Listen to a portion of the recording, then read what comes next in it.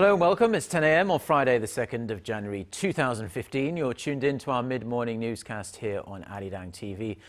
Thanks for joining us on this bitterly cold day here in Seoul. I'm Mark Broome. Let's take a look at what's making the headlines. Hopes are high for improved inter-Korean ties in 2015 as the leaders of both Koreas express their openness to holding top-level talks. Korea posts record exports of over $570 billion last year, despite slow economic growth in China and a sluggish recovery in Europe. Plus, Chinese President Xi Jinping orders an investigation as the death toll from the New Year's Eve stampede in Shanghai rises to 36. But we begin with new hopes in the new year for an improvement in inter-Korean ties, responding to North Korean leader Kim Jong-un's New Year's speech, in which he said there was no reason not to hold the highest level talks if the conditions are ripe. South Korea said it's willing and ready. Connie Lee has our top story. Could an inter-Korean summit happen soon? That's what the South Korean government is hoping in light of the North Korean leader's latest speech. We see North Korean leader Kim Jong-un's speech as sincere and significant. Our government is looking forward to any form of inter-Korean talks in the near future. In Kim Jong-un's nationally televised New Year's speech, he said he's open to talks with Seoul, even possibly with President Park Geun-hye. If the atmosphere and environment are there, there is no reason not to hold a high-level summit. We will make every effort to advance dialogue and cooperation. As North Koreans ring in the new year, Kim used his third annual address to speak on different issues. Seoul is now urging Pyongyang to take steps to normalize relations, such as responding to its earlier proposal to hold talks this month. The North Korean leader, however, also criticized South Korea's military exercises with the U.S., calling them a source of tension. In addition to a possible meeting with South Korea, Kim also spoke about Pyongyang's plans to develop special economic and tourist zones in the new year. Connie Lee, ARIRANG News. Now, the United States has stressed that it supports better relations between the two Koreas following Kim Jong-un's New Year's speech. However, experts in the U.S. are warning policymakers both in Seoul and Washington to take Kim's words with a large pinch of salt. Our Ji Myung-gil has more. U.S. experts have cautioned against getting too carried away with North Korean leader Kim Jong-un's New Year's address, in which he called for a major shift in inter-Korean ties. They questioned his sincerity as Kim said he would pursue economic development and improve the North's nuclear weapons programs at the same time. In a clear sign, Pyongyang has no intention of backing away from its nuclear ambitions. U.S. pundits say that Seoul and Washington will only come back to the negotiating table if North Korea shows a willingness to denuclearize. The Heritage Foundation, a conservative U.S. research think tank, focused on the part of Kim's speech where he says South Korea and the U.S. should suspend their routine joint military drills as a means of improving inter-Korea relations. This was aimed at the military exercises that are scheduled for next month. Another U.S. think tank, the Brookings Institution, says Seoul and Washington should be cautious when yielding to any new demands or when trying to bring North Korea back to the negotiating table, as it could entail excessive costs. The Center for Strategic and International Studies says it's too early to evaluate Pyongyang's stance and that South Korea should wait for possible talks with the North in January. Some U.S. experts say Pyongyang is trying to deflect the international community's concerns about its human rights problems by issuing conciliatory gestures to South Korea. Diplomatic sources in Washington say a willingness from North Korea to dismantle its nuclear program must come before talks, but added the recent Sony Pictures hacking will negatively affect the issue. The two Koreas held their first ever summit of their leaders in 2000, leading to a significant warming of their relations and a second summit in 2007. Ji Myung-gil, ARIRANG News. Now back here in South Korea, and President Park Geun-hye spent her first morning of 2015 visiting the Seoul National Cemetery. The visit came in what is now the 70th year anniversary of South Korea's liberation from Japanese colonial rule. In a message she left inside a scrapbook at the cemetery, the president called for peace and prosperity on the Korean peninsula in the new year. Earlier, in a message for South Korea's military, President Park called on troops to maintain their readiness. She said that strong security was a prerequisite for unification with North Korea. And President Park and her close aides are putting the finishing touches on her upcoming speech and press conference to mark her third year in office. Watchers say the Korean leader will focus on ways to revitalize the economy and improve the lives of ordinary people. Our Song Jung-in reports. The presidential office is making its final preparation for the upcoming New Year's press conference by President Park Geun-hye. The format is expected to be similar to last year, so she will likely first lay out her plans and policy directions for 2015 before answering questions from reporters. Considering the circumstances at the National Assembly, the conference is expected to take place around January 12th. President Park will likely express her strong will to revitalize the economy through innovation and regulatory reforms. She is also forecast to focus on the current status of reform in sectors related to labor, finance, pensions, and public institutions. 깨끗하고 안전하고 신뢰할 수 있는 사회로 나아가기 위해 오랫동안 쌓여온 적폐를 해소하는 일도 흔들림 없이 추진할 것입니다. With this year marking the 70th anniversary of the nation's independence from Japan's colonial rule, she will also address peace on the Korean peninsula by trying to speed up the process of reunification and normalizing interKorean relations. In regards to the recent allegations that one of her former aides meddled in state affairs, some pundits say she will put the accusations aside since she already said they were unfounded rumors. Others, however, say the president may use the opportunity to demonstrate her will to shake up her inner circle of aides. Son Jung-in, ARIRANG News. Now, a funeral has been held for the first person to be identified from the Air Asia flight that crashed into the Java Sea last week. The body of 49-year-old Hayati Lutfia Hamid was handed over to her family on Thursday at a ceremony attended by the families and friends in the Indonesian city of Surabaya, which you can see there. 9 bodies have been recovered so far, but bad weather continues to hamper the search for the victims and the plane's black box. The jet went down with 162 people on board and never issued a distress call. Reuters reports that some investigators believe the plane may have stalled as the pilot climbed too steeply while trying to avoid a storm. Now, the same hackers that wreaked havoc on Sony Pictures in recent weeks have reportedly threatened an American news media organization. This is according to a recent FBI bulletin that was obtained by the online publication The Intercept.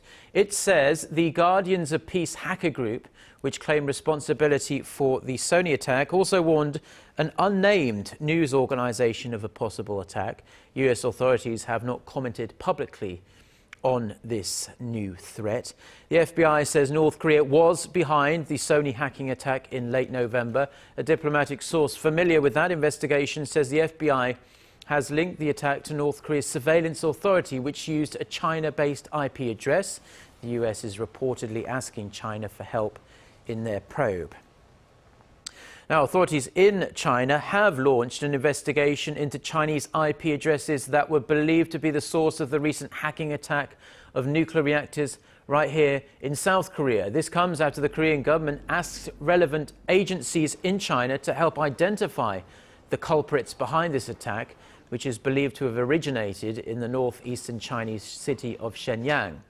North Korean hackers are thought to operate widely in that city. That said, it's still not clear who was behind the hack that leaked the design of 2 reactors as well as the personal data of employees at South Korea's state-run nuclear power agency. Korean officials may in fact be dispatched to Shenyang if China confirms the hack attack was launched from that city. Last month, the hacker, self-identified as the president of an anti-nuclear activist group, had threatened to destroy reactors if they were not shut down.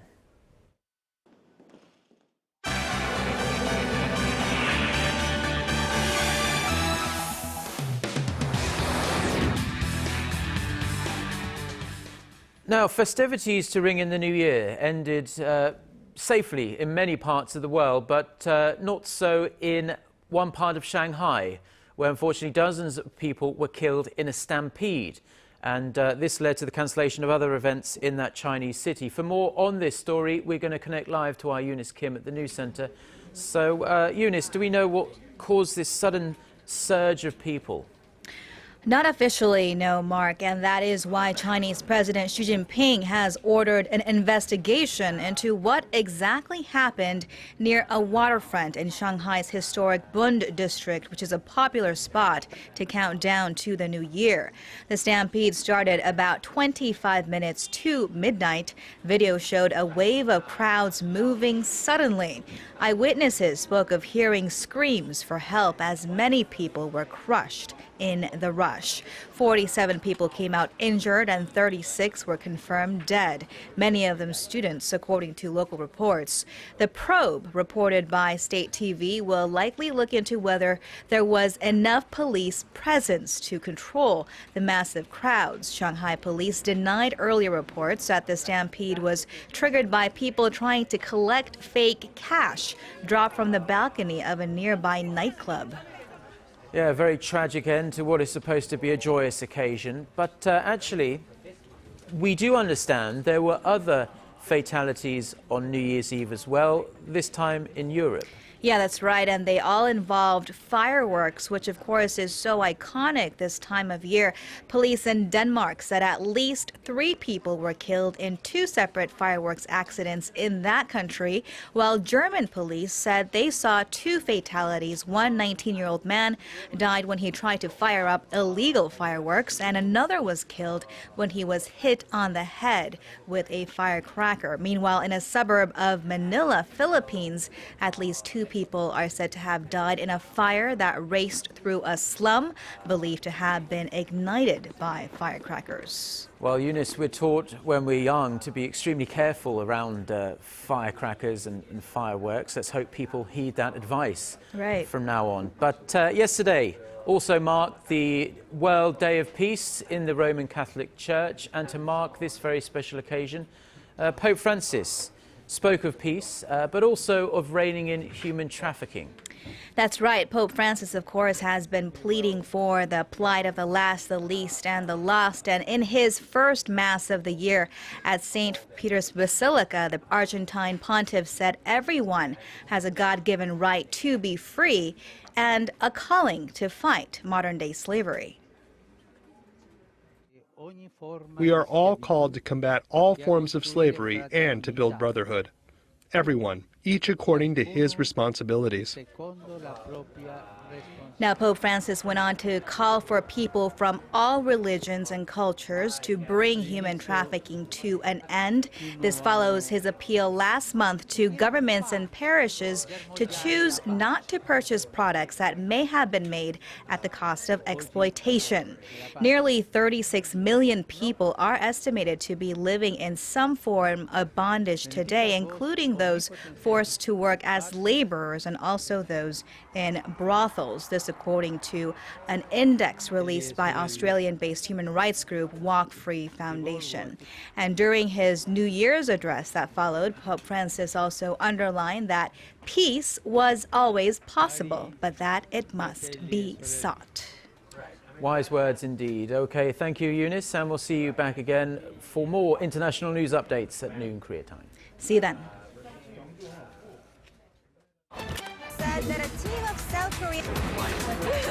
Get connected to Korea and the world. Join us every weekday for the latest developments out of Korea, Asia, and beyond. On air, on your mobile, and online, we lead the way every day. ARIRANG News. To try and resolve the crisis in Ukraine, the European Union also offers 15 billion. Now, despite the global economic slowdown last year, Korea sealed the so-called Triple Crown in trade in 2014. Korea topped the $1 trillion mark in trade volume for the 4th consecutive year and set records both in terms of total exports and trade surplus. Our Kim Geun reports. 2014 was another golden year for Korean trade, with new records being set in exports, trade volume, and trade surplus. According to the Trade Ministry, overall exports came to nearly $580 billion, which is up 2.4% from a year ago. Imports rose 2% to about $530 billion. Trade volume reached a record high and topped the $1 trillion mark for the fourth straight year, while the trade surplus also rose to a new record of nearly $50 billion. Exports to the U.S. rose the most at 13.4%, followed by the European Union and ASEAN member nations. But exports to China, Korea's largest trading partner, edged down slightly due to the increased competitiveness of local products. Shipments to Japan also slumped nearly 7% on the back of the weak yen. Meanwhile, the overall rise in exports was driven by semiconductors, with shipments climbing nearly 10% to about $63 billion. Exports of steel products, mobile phones, and shipping also saw steady rises. Shipments of petroleum-related goods, however, fell 3% due to slumping crude prices. As for 2015, the Trade Ministry expects another fruitful year, driven by the positive effects of the country's free trade agreements. Outbound shipments are forecast to jump nearly 4% on year to almost $600 billion. Imports are also expected to gain just over 3% to about $540 billion. Kim Min-ji, Arirang News. Yeah, that was our Kim Min-ji there rather than Kim Ji-yeon. Now, Korea's finance minister says the recent slump in crude prices could end up benefiting the nation's economy by boosting domestic demand and industrial competitiveness. Speaking in Incheon on Thursday, Choi Kyung-hwan said if oil prices fall by around a third, each household in Korea would be able to save about $460 in expenses each year. Crude prices have been on a downward spiral in recent months due to oversupply. Che added that domestic demand and exports will improve in 2015 as the global economy recovers. The finance minister also said that he would do his best to boost the economy and carry out structural reforms in the labour, finance, education and public sectors. Now, as the year ticked over to 2015, a number of big changes came into effect in Korea. Most notably was the near doubling in price of cigarettes. There was also the introduction of an almost blanket ban on smoking in enclosed public places and the expansion of welfare benefits for those most in need. Our Gwon So-ah reports. It hasn't been a good start to the year for smokers in the nation, as the price of a pack jumped on New Year's Day. The first tobacco price hike in a decade saw prices rise by around $1.80. The average cost of a pack of cigarettes now stands at over $4. And it doesn't stop there. Smoking is now completely banned in all restaurants nationwide. People caught lighting up in prohibited zones could be slapped with a fine of up to $90. These measures were unveiled by the government in September in an attempt to reduce the country's high smoking rate. There are other governmental changes too. Families facing severe financial hardships will receive more help from the government as it has expanded the scope of people who can apply for welfare benefits. This includes a stronger safety net for destitute families. The changes were proposed after a mother and her two daughters committed suicide in February because of financial troubles. Korea has also upped efforts to curb greenhouse gas emissions. The government is making local companies follow a trading scheme which requires businesses to reduce emissions or buy credits if they have difficulty meeting the targets. They'll be subject to emission restrictions from 2015 through 2017. The aggregate emissions quota for more than 500 businesses has been set at nearly 1.6 billion tons over the next 3 years. On the tourism front, tourists will now be able to make use of a clearer and more convenient standard to help them select a suitable hotel. The Tourism Ministry has adopted the internationally recognized 5-star rating system. The move comes as Korea aims to better inform the 14 million foreign tourists that visit the country each year. Since 1999, hotel ratings in Korea have been voluntary and self-determined, garnering criticism and consumer complaints for being inconsistent and often inflated. Kwon So-ah, Arirang News. So here we are in the second day of 2015, and Koreans are looking forward to what's in store this year, 2015, also known in this part of the world as the Year of the Sheep. For a look at how some local sheep themselves are getting ready to make the most of their time in the spotlight over the next 12 months, our Hyes reports. The sheep at this zoo have gone all out, dressed up in cute rainbow-striped clothes. Wearing embroidered hairbands and even pink blush on their cheeks, they're ready to meet the visitors who came to see them to mark the Year of the Sheep. They move through the fence at the sound of the bell. Some kids get scared and walk backward out of fear, while others can't take their hands off their plump wool. The sheep feels very soft and nice. I have clothes made of wool, but it feels a lot different touching it with my own hands. The animal is recognized as a source of kindness, humility, and respect for parents, as seen from a young sheep that kneels down for their mother's milk. Sheep are very smart. They can recognize their names and their keeper's voice. I feel proud when they hear me calling them and follow me. It's hoped that the Year of the Sheep will be calmer than 2014 and bring peaceful and compassionate time, like the spirit the animal symbolizes. Im Yoon-hee, Arirang News.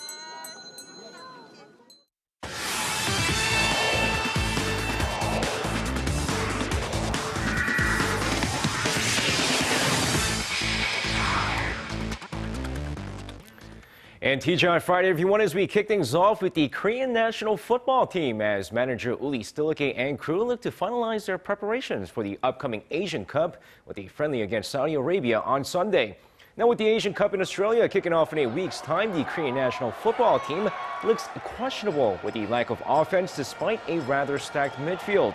And with the 69th ranked Taeguk Warriors facing off against the 102nd ranked Saudi Arabia on Sunday, the focus will be on the midfielders connecting with the strikers, as Uli Stilike hopes the offense won't be a problem during their quest for their first Asian Cup title in 55 years. And now staying with football, FIFA has chosen 16 players to look forward to in the new year, and one of those players, well, sensational Son Heung-min. Now with Son Heung-min enjoying a great season so far, scoring 11 goals with Bayer Leverkusen, FIFA has chosen the national team midfielder as one of the 16 players to look forward to in 2015. Now alongside Son Heung-min are players like Memphis Depay and Mario Götze, as Son Heung-min hopes to begin the new year by winning the Asian Cup in Australia. Now moving over to baseball this time, where two legends in the sport are set to receive the Pioneer of Baseball Award from the Office of Major League Baseball. And the two legends are former teammates in Park Chan-ho and Hideo Nomo, who both played for the LA Dodgers in the 90s. The two pitchers will be honored by Bud Selig during the commissioner's retirement ceremony on the 18th in New York City. Now, Park Chan-ho was the first Korean player in the major leagues, winning 124 games in 17 seasons, while Hideo Nomo became the first Japanese major leaguer in 30 years, as he won the 1995 Rookie of the Year honors and threw 2 no-hitters during his career.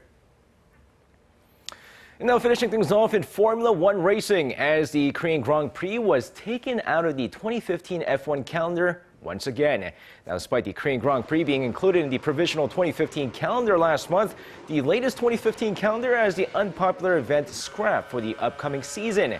Despite Formula One hoping to have 21 races in the new season, the calendar has 20 races throughout the year, with the Korean Grand Prix being left off in the season. Despite high hopes for the event returning amongst the F1 fans in the nation, the ongoing financial problems might most likely scrap the race for good. And that's going to wrap it up for me. This has been SJ. Have a great rest of the day, and see you guys again for your sports needs.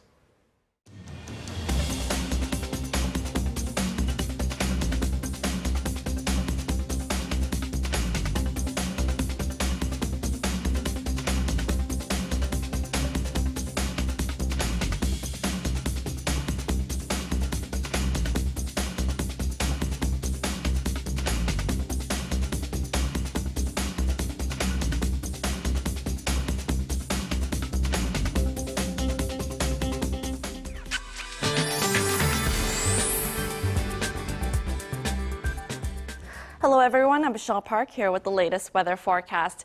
Frigid cold weather continues from yesterday, issuing cold wave advisories in some of the areas, and this cold weather is expected to last until tomorrow morning, and which will subside tomorrow afternoon, bringing back the highs above the freezing again.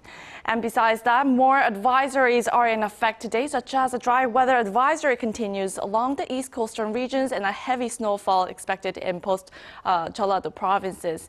And we are expecting up to 8 centimeters of snow in the southern parts of Chungcheongnam-do and Jeollabuk-do provinces, while 1 to 5 centimeters is expected to fall in the surrounding areas. And to our readings, Seoul will be at -1 this afternoon, while Gwangju and Busan is higher at 4 and 5 degrees. And to other regions such as Jeju Island gets up to 8, Dokdo hits -1, while Gyeongang is at -6 degrees. Well, that's all for now. Michelle Park, and I hope you have a wonderful day. Well, thank you very much, Michelle. And that's all we have for now. Plenty more stories online, and we'll be back at noon Korea time with our next newscast. Until then, goodbye.